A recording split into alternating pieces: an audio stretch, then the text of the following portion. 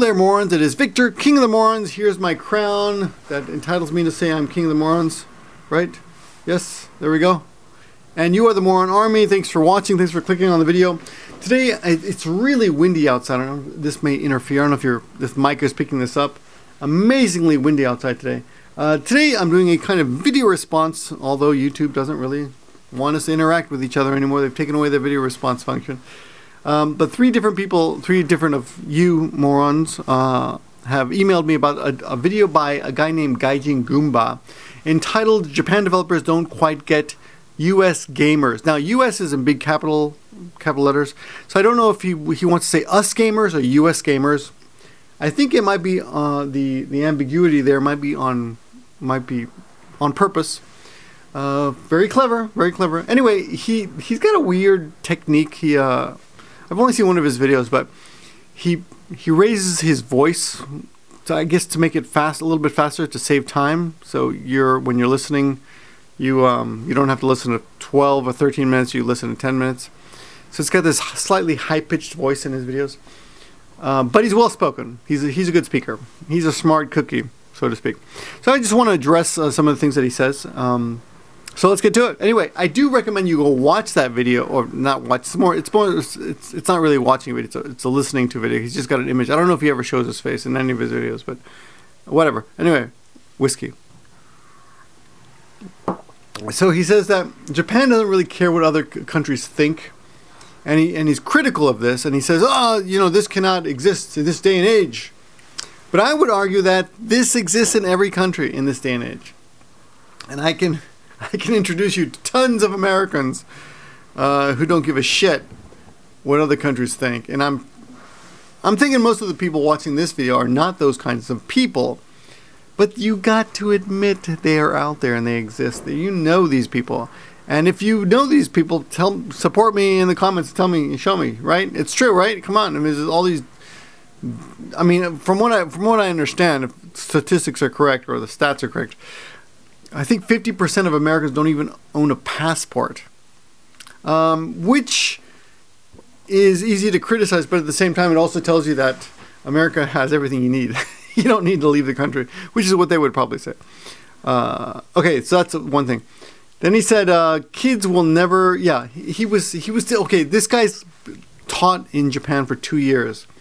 And he makes the mistake that a lot of guys who come over here make, which is to think that you understand the country after 2 years. You do not understand Japan after 2 years. I'm sorry to tell you that 2 years is not enough. I've been here 23 years, and the longer I stay, the more I realize that, it's just not that easy to understand. I do understand more every year, but I also realize that I don't understand so many things.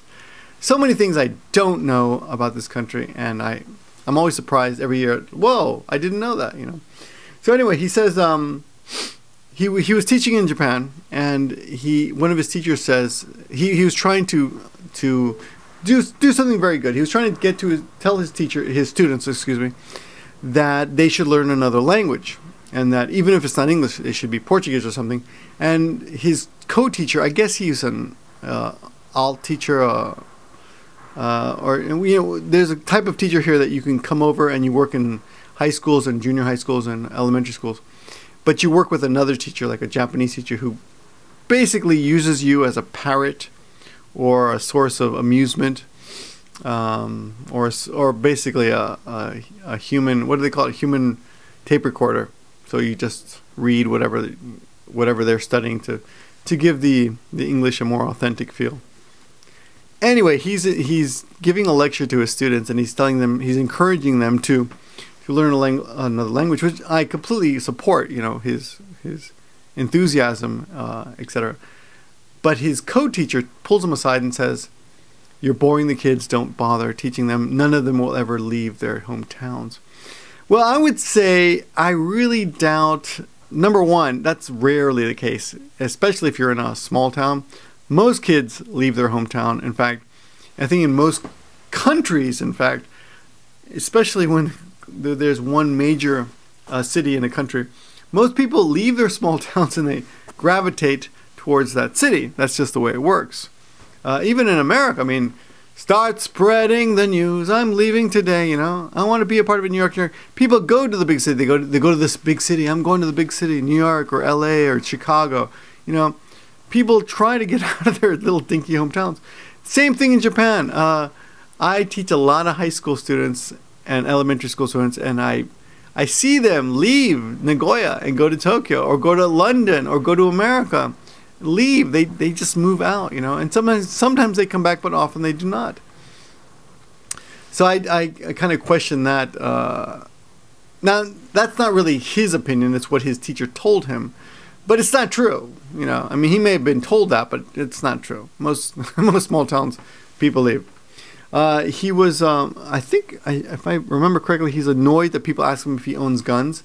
Yeah, well, that's the media's question, the media's fault. The media makes it look like we all own guns, and I will agree with him. And again, this guy, Gaijin Goombah, I really like the way he speaks. He's a good speaker. I just disagree with a few points on him. And I'm sure YouTube is kind of a bad forum for this kind of, you know, it looks like I'm just like attacking his video, but no, I'm trying to have a discussion with him. I'm sure if we sat across from each other, we could have a discussion and go back and forth, and he would cave in on a few points, and I would cave in on a few points, etc. But one thing he does say is that he's annoyed by the fact that people think he owns guns, and yeah, I would say that is annoying, but it's pretty common. I mean, they all assume that we all own guns, and you can't really blame them because of the stats show that I think there are like three guns per person in America, so it makes sense, you know. My family, my dad owned a gun once when I was in junior high school or something, and my mom said, sell the gun or we're getting divorced because I don't want a gun in the house with 4 children. And my dad, well, he decided, okay, well, you know, he thought about it for a few minutes. He decided to sell the gun. But anyway, it's not really, you can't really blame Japanese for that. You can't blame anyone for that. I mean, that's just the way it looks in the world. Okay. Then he says that Japanese are non-xenophobic, and that made me pause because I'd like to agree with him, but I'd like to say that generally speaking, I don't know. I think there is a lot of xenophobia here. It's not racism. I don't want to say racism, but I would say xenophobia is alive and kicking here in Japan. And even if it's not a strong like, screw you, foreigner, I don't like you. It's actually a fear. You know, it's more of a fear of the unknown. Like, I don't understand you guys. I don't really know what to expect, so I'd rather not interact with you kind of fear. But once they get to know you, people get past that, I think. Now, there are a lot of problems in Japan, as in, what I mean is, people seem xenophobic because when you come to Japan, everyone that you meet that's over, I don't know, 20 has already filled their quota of friendship. I mean, they've got friends from kindergarten, literally, elementary school, junior high school, and high school. So they have lots of opportunities for social interaction. They don't really need you. You're coming in kind of new from the side, you know. They've already got their quota of friendship. So it is hard to make friends.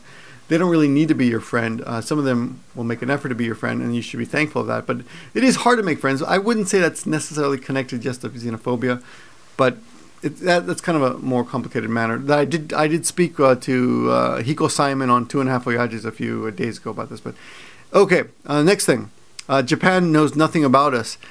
I think you can argue that about everybody in the world. You know, I don't think Swedes know that much about us. You know, but I think they learn about us through our videos, etc. So, Japan teaching foreign culture in a childish. Oh yeah, so Japans think that we are.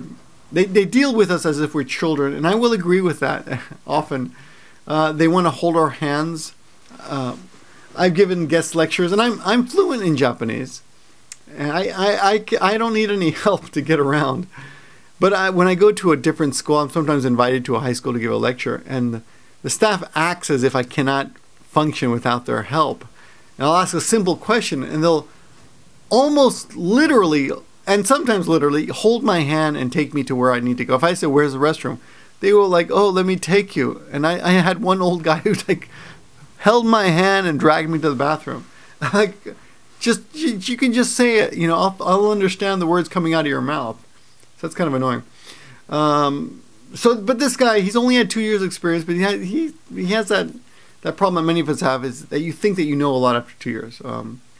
One of the other things that bothers me about his video is that he says, it's true, it's 100% true, I've had too many personal experiences to verify this.